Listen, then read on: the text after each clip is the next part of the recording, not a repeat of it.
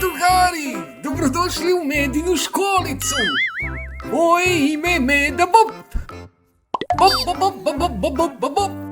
I ja ću biti vaš učitelj. Danas ćemo krenuti lagano da upoznamo predmet koji se zove matematika. Pa da počnemo. Prije nego što krenemo da učimo brojeve i radnje sa njima, prvo bi trebali da naučimo neke osnovne stvari, kao što su odnosi i snalaženje u prostoru, boje i oblici koji sve postoje.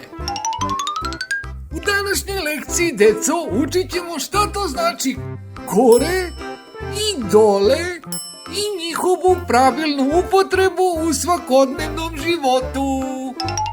Kada kažemo gore, mislimo na sve što se nalazi iznad vaših glavica. Ako pogledate na gore, vidjet ćete da se iznad vas nalazi nebo, ptica koja leti, avion i oblaci.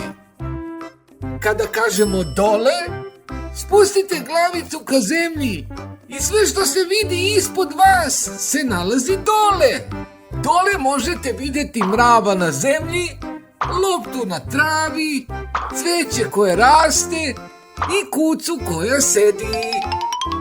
Dakle, da ponovimo, kada kažem pogledajte sunce, vi ćete podignuti glavice na gore, a kada kažem pogledajte loptu na zemlji, vi ćete glavice spustiti na dole. Hajde sada kroz igru da ponovimo i utvrdimo lekciju gore, dole. Ja ću postavljati slike, a vi ćete imati malo vremena da razmislite da li se nešto nalazi gore ili dole. Gdje se nalazi mesec? Da vidimo ko je tačno odgovorio. Mesec se nalazi gore. Gdje se nalazi zec?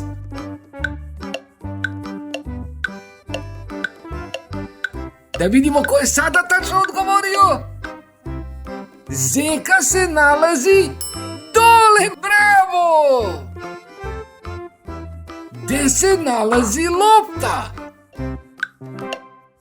Bravo, lopta se nalazi dole. Gdje se nalazi avion? Avion se nalazi gore.